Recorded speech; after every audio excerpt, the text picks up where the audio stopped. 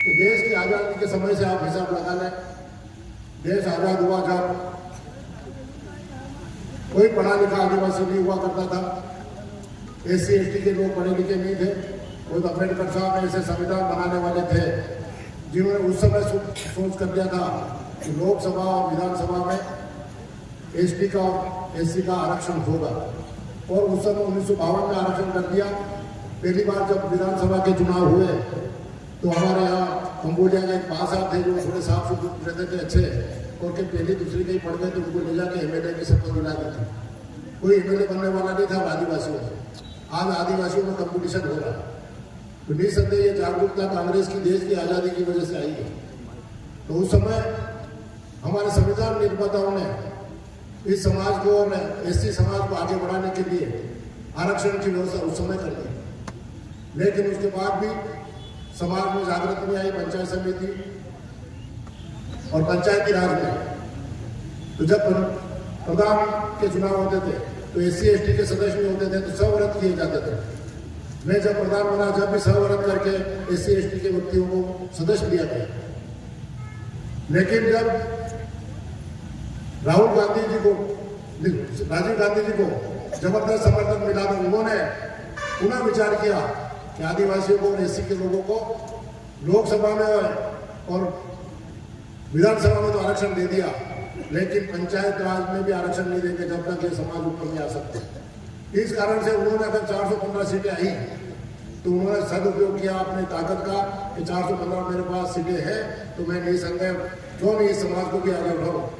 Party के अंदर लोगों ने विरोध भी किया कि अगर ये करोगे तो हमारे वोट टूट जाएंगे, लेकिन राजीव गांधी ने कहा कि अगर वोट की चिंता करते रहेंगे तो ये समाज तरक्की नहीं कर सकेगा, इसलिए आरक्षण दिया और आज कंपटीशन हो रहा है।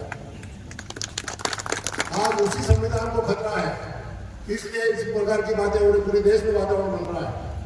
आपने पार्टी को वोट दिया, राहुल गांधी ने निर्णय कर लिया कि कैसे भी करके इस भारतीय जनता पार्टी को सत्ता से बाहर करने, इसलिए बाप पार्टी से भी समझौता किया और अपने कैंडिडेट को अपनी पार्टी से निकाल दिया। चाहे वो समझौता देर से हुआ, लेकिन पार्टी ने समर्थन ले लिया कि बाप के वोट वहां ज्यादा हो सकते तो वहां है, लेकिन प्रतापगढ़ में चित्तौड़ में केवल नुकसान करने के लिए ये काम कर रहे हैं, इसके अलावा दूसरा कोई काम नहीं है। लेकिन आपका क्या होगा? और जो ताकतें इस समाज के साथ खिलवाड़ कर रही है, संविधान के साथ खिलवाड़ जो करना चाहते हैं, लोग सब अपने खुले रूप से कह रहे हैं कि अगर 412 सीटें भारतीय जनता पार्टी को मिल गई तो संविधान में संशोधन होगा, तो ये फिर चुनाव होना भूल जाना, देश में अलग ही तरह का माहौल हो जाएगा। इसलिए ऐसे लोगों से सावधान रह करके कांग्रेस को मजबूत करो, जिसने SC ST को इतने हद तक पहुंचाया कि वो आदमी आज राष्ट्रपति बन के बैठी हुई थी। ये अगर संविधान में प्रावधान नहीं होता तो कहां से तो मोदी जी प्रधानमंत्री बनते हैं, कहां से वो राष्ट्रपति बन जाती। ये हमारे नेताओं की उस समय की सोच थी। कांग्रेस ने क्या गलती की है आज तक? जब भी इससे पहले भी काम किया जाए, दिल्ली से सोचे तो वो बात, जयपुर से सोचे तो वो बात, और धरातल में सोचे तो बात, जो काम कांग्रेस राज में होते हैं वो भारतीय जनता पार्टी के राज में कभी नहीं होते। वो सब सोच रहे हैं, उसके बाद भी वोट उधर चले जाते हैं। आप सब समाज के अग्रणी व्यक्ति हैं और मेरे प्रति समर्पित है, पार्टी के प्रति समर्पित है, इसलिए 4 घंटे से बैठे हैं। इसलिए आपसे बड़े घर के आदमी समझ के खरी खरी बात कर रहा हूं। तो आपसे ये निवेदन के पूरी ताकत के साथ अपने क्षेत्र में जाइए और कांग्रेस के पक्ष में मतदान करने के लिए वो कहिए। मैं आगे भी कांग्रेस का ध्यान रखना पड़ेगा, जब जाकर के हम अपने बच्चों का भविष्य सुरक्षित कर पाएंगे, नहीं तो वो सुरक्षित नहीं होगा। 15 लाख की भी बात अभी ने की थी, 15 लाख की बात की थी। ओम जी ने कहा था या भानु प्रताप जी ने कहा था कि मोदी जी का 15 लाख खाते में आएंगे। 15 लाख की बात छोड़िए, राहुल गांधी ने पूरे देश से वादा किया है, अभी एक के सामने एक लड़ रहे हैं, संविधान को बचाना और ऐसे भ्रष्ट सरकार को दिल्ली से हटाना है। इसलिए कांग्रेस ने सब जगह समझौते किए, चाहे कांग्रेस की सीटें कम क्यों नहीं हो गई। राजस्थान के उदाहरण देख लो कि बाप पार्टी से भी समझौता कर लिया, केवल आप बांसवाड़ा के अलावा उनकी ताकत नहीं है, उसके बाद भी उनसे समझौता कर लिया। RLP से समझौता कर लिया, कम्युनिस्ट से समझौता कर लिया, भारतीय जनता पार्टी से आदमी आया उसको टिकट दे दिया, RLP से जो आदमी आया उसको टिकट दे दिया, 5 टिकट दिए, छोड़ दिए 25 में से, लेकिन एक के सामने खड़ा करके वातावरण बनाना चाहता है। 25 में से 25 सीटें राजस्थान से भी आए और यही स्थिति पूरे हिंदुस्तान में चुनाव हो रहा तो सब जगह है। आने वाला समय तो कांग्रेस का और कांग्रेस गठबंधन सरकार का रहेगा। और अपनी सरकार बनेगी तो राहुल जी ने कहा कि मैं 15 लाख का वादा नहीं करता, मोदी जी जाने उनका काम जाने। मैं तो जनता से ये वादा करना चाहता हूँ कि परिवार की महिला को मुखिया मानते हुए हर परिवार को 5 लाख रुपए प्रति 1 साल देंगे और 5 साल तक सरकार रहेगी, 5 लाख का फायदा एक परिवार को देंगे। वो ओबीसी के हो सकते हैं, अब एससी के हो सकते हैं, एसटी के हो सकते हैं, स्वर्ण हो सकते हैं, सर्वे किया जाएगा। स्वर्ण में भी अगर कोई गरीब आदमी है उसका सर्वे करके उसको भी 5 लाख रुपए मिलेगा, उसको भी छुड़ाने जाएगा। मैंने कहा हमारी आर्थिक नीड होती है ग्रामीण क्षेत्र में, जो गर्मी के दिनों में कोई काम नहीं रहता, और ट्राइबल क्षेत्र में तो सबसे ज्यादा काम है नरेगा के तहत भी हुए हैं। अगर नरेगा बंद हो जाए तो आदिवासी क्षेत्र का बेहाल हो जाए, लेकिन भारतीय जनता पार्टी इसमें विश्वास नहीं करती। आज भी जब सरकार ये बदल गई, इंदिरा प्रमुख थी जब तक तो 400-250 रुपए मजदूरी मिल रही थी। आज गांव में जा रहा हूँ तो 200 में आ गए, 150 में आ गए। नरेगा के काम चल नहीं रहे हैं। राहुल जी ने कहा कि हमारी सरकार दिल्ली में बनेगी तो मजदूरी 400 रुपए की जाएगी पार्टी की। आज 2 से ज्यादा नहीं, 400 रुपए की मजदूरी होगी। किसानों का समर्थन मूल्य करने के लिए आज बाजार में सरसों के भाव 5600 रुपए समर्थन मूल्य, तो बाजार में 4600 में किसान बेच रहा है। कोई सरकार खरीदने वाली नहीं। जब मैं मंत्री था 1 अप्रैल से हमें सब खरीद शुरू हुई है, सरकार हुई है नहीं, आपके जितनी भी सरसों हुई हो 1 तारीख से रजिस्ट्रेशन होकर के सरकारी खरीद शुरू हो जाती थी। 5-5600 के रेट और 4600 बिक रही है। 1000 रुपए कुंटल का नुकसान हो रहा है किसान को, लेकिन कोई सुनने वाला नहीं हुई।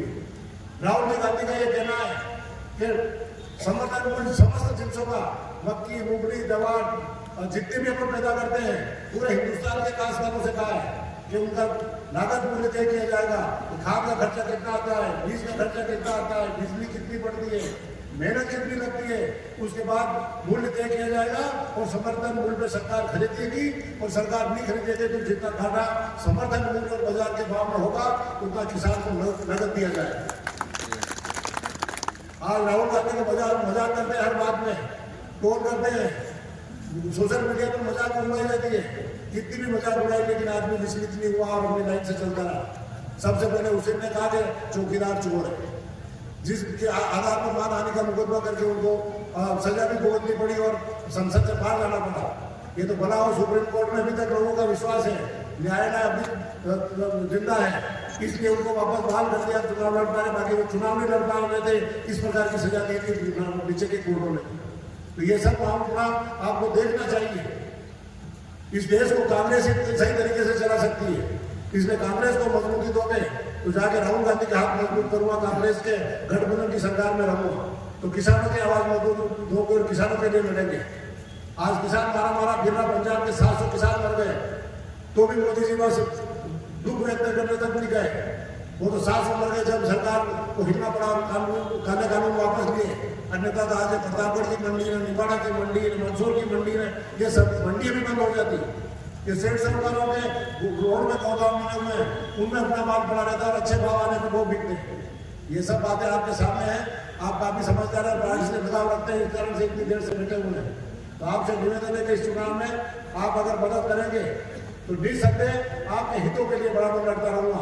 और खुदा न खास्ता किसी वजह सरकार नहीं बनी तो 1 में 11 होते हैं और इतना जन समर्थन आपके साथ में है। इस समर्थन के बल में भारतीय जनता पार्टी की सरकार राजस्थान में चल रही है।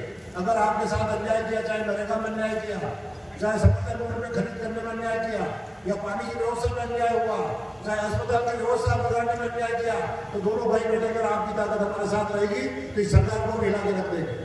इसलिए आपसे निवेदन है कि 26 तारीख को मेरी इच्छा थी कि एक पंचायत खेलने में जाऊँ, और रामलाल जी ने कहा कि सब बिक्री जम जाती है, कहीं 10 डाल रहे हैं, कहीं 20 डाल रहे हैं, मैं भी इसी क्षेत्र का व्यक्ति हूँ, सब जानता हूँ, इसलिए आप सबको यह बुलाया है।